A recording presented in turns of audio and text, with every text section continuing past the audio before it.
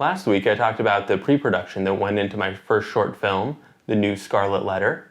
This week I thought I would look at the production of that film and just see what it took to make a very, very short, very first film. Welcome to Grant Takes Pictures. I'm Grant, and I'm making a film.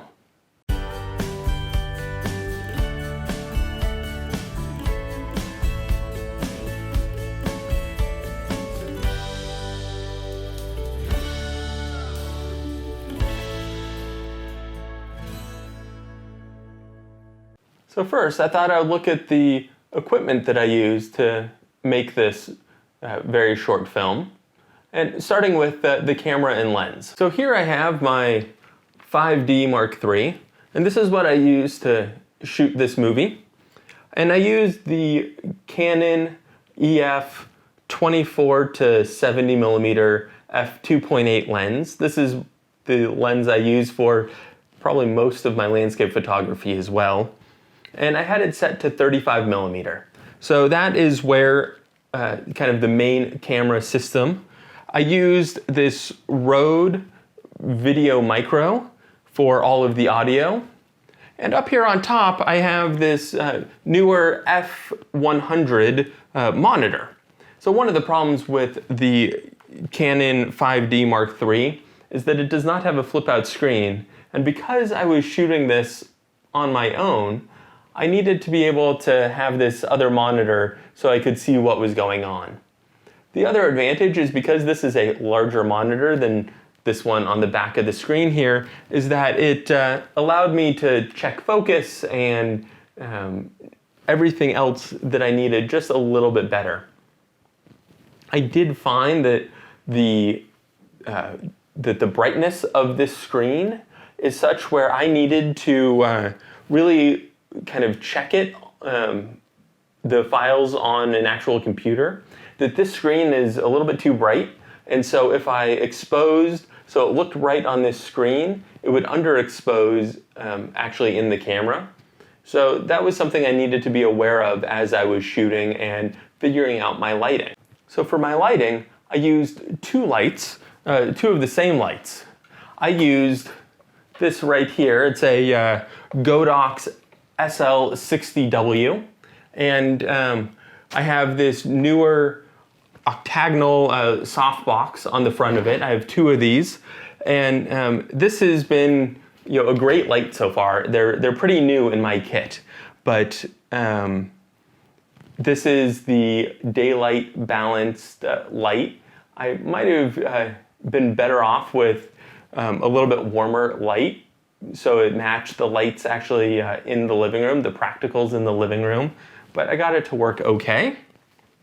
And so I had two of these mounted, one kind of up high, so it looked like it was coming from a light that's above my stairs, and then another one a little bit flatter, just kind of giving an even illumination across the entire scene. And that one was just kind of behind the camera for the most part.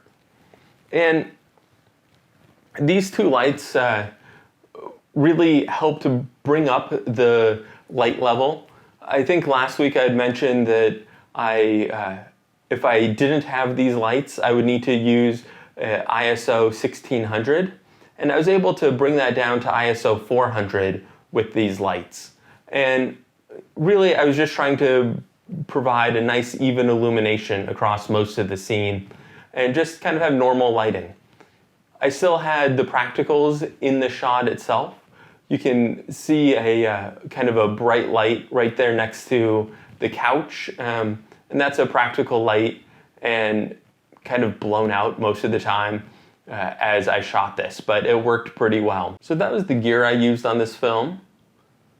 The first shot I did on this film was actually the most difficult one. It was the one looking down the couch at the two brothers in silhouette. I didn't do it first because it was the most difficult shot. I did it first because I needed my son's help. I was shooting at night and I needed to get him to bed so he wasn't up too late. So he and I did this together. I recorded it as each of the brothers maybe 3 or 4 times, so I was sure to get a good shot. We spent some time before I shot it just going over exactly what I needed him to do. I went over the script a few times, and he had a paper copy of the script in his hands so he could read along with what I was saying. And I marked where he needed to change the focus from one brother to the other. And we did that, and each time he did it just perfectly. I, of course, not having ever acted before, needed a little bit of help. So I had to go through it a few times just to make sure I got all my lines right, that the timing worked out just fine. And we got it to work. So once I got him to bed, I came back down and started shooting all of the other camera angles that I needed for the film. I had filmed the first brother first, and then the second brother when I was shooting with my son, and I was still dressed as the second brother as I started shooting everything else. So the first thing I did was the opening shot, where I just panned from the TV over to the couch.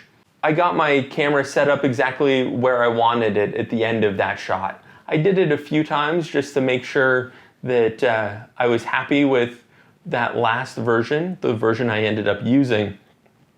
And then, because I was dressed as the second brother, I started the second brother's parts first. And I went through and I recorded all of his parts. Because I knew I was going to be cutting a little bit between different camera angles, I knew I had some good break points where I could take a breath, read through the script again, and just get my lines right. And so I did that a few times, and I had to get up and read the script in between. But eventually I got done with the second brother's parts. And then I went on, I changed and filmed all the first brother's parts. And for both brothers, I had up on the screen a recording that I made during the pre-production that had all the timing correct for all of my words. And I had a little waveform on the screen that showed when I was talking. I was hoping that would be helpful, but it just didn't quite work right. I had too many things going on, too much stuff to pay attention to, and I just wasn't able to figure out exactly when I needed to talk well enough. But we got it to work out, and the timing was close enough that I was able to get it done with some clever editing that you will see next week. So the actual production of this went much quicker than I was expecting it to. I thought that this would be a 6-hour effort or something to get my 90 seconds of footage done. But even with having to take a break to get my son to bed and everything else, it really only took maybe 3 hours to get everything done. And I was pretty happy with that.